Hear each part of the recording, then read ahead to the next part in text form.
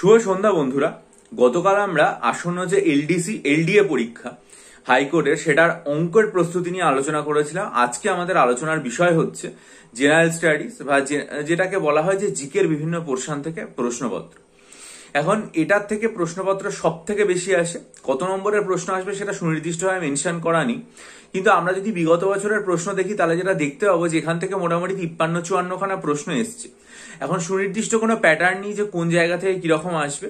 বিগত বছরগুলোর প্রশ্নপত্র যদি আমরা আলোচনা করি তাহলে একটা ধারণা আমরা এখান থেকে করতে পারবো। বিগত বছরগুলোর প্রশ্নপত্র যদি আমরা দেখি তাহলে যেটা দেখতে পাবো সেটা হচ্ছে যে প্রশ্নগুলোর মধ্যে যেমন ধর ইকোনমিক্স থেকে প্রশ্ন এসছে, এই একটা দুটো প্রশ্ন ইকোনমিক্স থেকে এসছে, অর্থাৎ ইকোনমিক্সের ওপর গুরুত্বটা যথেষ্টই কম। পাশাপাশি সায়েন্সের ওপর গুরুত্ব যে খুব বেশি তা না, সায়েন্স থেকে যদি দেখা যায় তাহলে দেখা যাবে মাত্র 6-7টা প্রশ্ন সায়েন্স থেকে দেওয়া হয়েছে। অপরদিকে আমরা ইতিহাস যে বিষয়টাতে খুব ভালো করে পড়ি সেটার থেকেও গুরুত্ব খুব বেশি না, 4-5টা প্রশ্ন দেওয়া হয়েছে। গুরুত্ব দেওয়া হয়েছে কোন জায়গাতে? গুরুত্ব দেওয়া হয়েছে পলিটি বা কনস্টিটিউশনের ক্ষেত্রে। সেখান থেকে মোটামুটি 13-14 খানা প্রশ্ন পলিটি বা কনস্টিটিউশন থেকে দেওয়া হয়েছে। আর একটা জায়গা থেকে খুবই গুরুত্ব দেওয়া হয়েছে, সেটা হচ্ছে স্ট্যাটিক জিকে বা কনভেনশনাল জিকে বা মানে আমাদের যে ট্র্যাডিশনাল জিকে বলা হয় সেই জায়গা থেকে প্রায় 11-12 খানা প্রশ্ন দেওয়া হয়েছে। এখন আমার একটা অসুবিধা হয়েছে, সেটা হচ্ছে যেহেতু পরীক্ষাটা বেশ কিছু বছর আগে হয়েছিল, ফলে কারেন্ট অ্যাফেয়ার্স এবং ট্র্যাডিশনাল জিকের মধ্যে খুব একটা আলাদা করতে পারিনি। তাই কারেন্ট অ্যাফেয়ার্সটা যদি এর মধ্যে ঢুকিয়ে দিই ট্র্যাডিশনাল জিকে তাহলে প্রশ্ন সংখ্যা প্রায় 16-17টাতে দাঁড়িয়ে যাবে, যে ট্র্যাডিশনাল জিকে এবং কারেন্ট অ্যাফেয়ার্স মিলিয়ে যে প্রশ্ন এসছে। আর একটা জিনিস সেটা হচ্ছে জিওগ্রাফি যদি দেখি তাহলে দেখবো যে শুধুমাত্র যে আমাদের ভারতবর্ষের ভূগোল থেকেই প্রশ্ন দেওয়া হয়েছে তা কিন্তু না, আমাদের প্রশ্ন যেটা দেওয়া হয়েছে সেটা হচ্ছে আর কি মানে ওয়ার্ল্ড জিওগ্রাফি থেকে এসছে, আবার ওয়ার্ল্ড জিওগ্রাফির পাশাপাশি আমাদের ভারতের ভূগোল থেকেও এসছে। তবে ভারতের ভূগোল থেকে যদি 5-6টা প্রশ্ন আসে, ওয়ার্ল্ড জিওগ্রাফি থেকে সেখানে 2-3টে প্রশ্ন আসছে, অর্থাৎ ওয়ার্ল্ড জিওগ্রাফির গুরুত্বটা কম। আর একটা জিনিস জায়গার উপরে গুরুত্ব দেওয়া হয়েছে বেশি, সেটা হচ্ছে মানে টেকনোলজির উপর প্রায় আর কি মানে 6-7টা প্রশ্ন জিজ্ঞাসা করা হয়েছে। তাহলে অন্যান্য বিভিন্ন পরীক্ষাতে কি দেখা যায়? অন্যান্য বিভিন্ন পরীক্ষায় দেখা যায় যে ইতিহাস, ভূগোল, বিজ্ঞান এই জায়গাগুলোর উপর খুব জোর দেওয়া হয়ে থাকে, কিন্তু এই যে পরীক্ষাটা এখানে কিন্তু ইতিহাস, ভূগোল, বিজ্ঞানের উপর সেভাবে কিছু জোর নেই। জোর রয়েছে মোটামুটি কোন জায়গাতে? 1 নম্বর সেটা হচ্ছে পলিটি। সেটা অদ্ভুতভাবে গত বছর জোর দেওয়া হয়েছিল, এবছর যে সেটা তো জোর দেওয়া হবে নাও হতে পারে। এবার হয়তো দেখা গেল ইতিহাসে জোর দেওয়া হলো বা মানে ইকোনমিক্সে জোর দেওয়া হলো।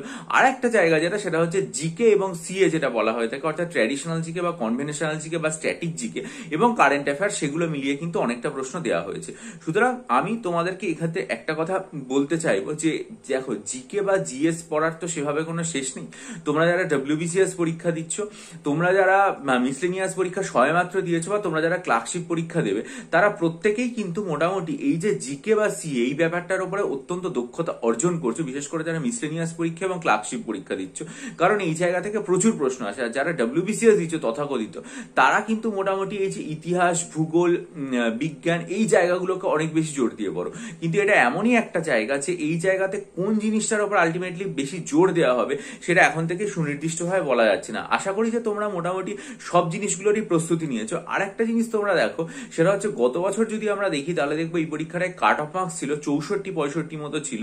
সেক্ষেত্রে মানে এই যে পোর্শনটা, অর্থাৎ জিএস পোর্শন যেটা, সেটাতে প্রায় 53-54টা প্রশ্ন এসছে। এখন এই 53-54টা প্রশ্নের মধ্যে তোমরা যদি মোটামুটি ভুল বাদ দিয়ে কেউ 40 নম্বরের বেশি তুলে রাখতে পারো, তাহলে কিন্তু তোমাকে এই পোর্শনটা একদম পাস করিয়ে দেওয়ার দিকে অনেকটাই সাহায্য করবে।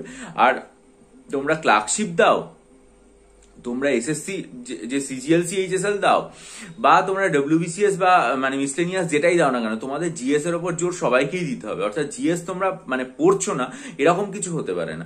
তাই পরীক্ষাটা 3 বছর পরে হচ্ছে বোধহয়, মানে আমার যতদূর ধারণা যে 3 বা 4 বছর পরে হচ্ছে, ফলে কারেন্ট অ্যাফেয়ার্স 3-4 বছর পড়ে যেতে হবে এরকমও কোনো ব্যাপার না। কারেন্ট অ্যাফেয়ার্স আমার ব্যক্তিগত মত হচ্ছে যে এই বছরের শুরু থেকে যে অংশটুকু আছে সেইটুকু পড়ে গেলে হবে, কারণ কারেন্ট অ্যাফেয়ার্স থেকে হয়তো শেষ পর্যন্ত দেখা যাবে এত পড়ে গিয়ে 2খানা মাত্র প্রশ্ন এসছে।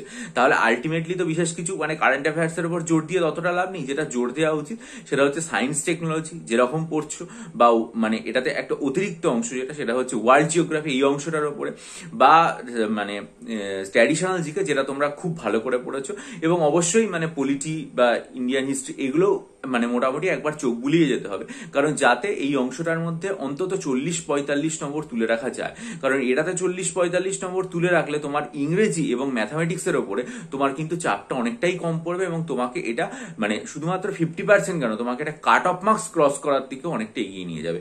আর যদি মনে করো যে একেবারে শেষ মুহূর্তে নিজেরা কতটা প্রস্তুতি নিয়েছো সেটা ইভ্যালুয়েট করতে চাও, তাহলে আমি এটার জন্য 3টে পূর্ণ দৈর্ঘ্যের একদম মক টেস্ট তৈরি করেছি। ক্লার্কশিপের অলরেডি 14টা এবং WBCS এরও 24টা, এবং বিভিন্ন সাবজেক্ট ওয়াইজ মক টেস্ট রয়েছে, সেগুলো আমি মানে বের করলাম আজকে। তাহলে তোমরা যদি সেগুলো নিতে চাও, দেখবে যে মানে আজকে আমি আমার কমিউনিটি সেকশনে একটা পোস্ট করেছি।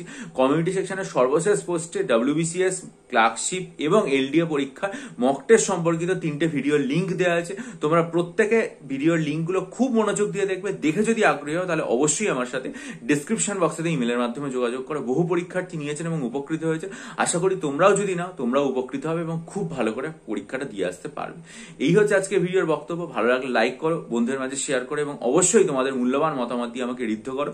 আর চ্যানেলটা সাবস্ক্রাইব করে নাও, বেল আইকন প্রেস করে দাও। প্রশ্নপত্রটা আমি পেলে নিশ্চয়ই আমার চ্যানেলে আমি বিস্তারিত আলোচনা করে দেবো। ভালো থেকো, বিজয়ী হও, সফল হও।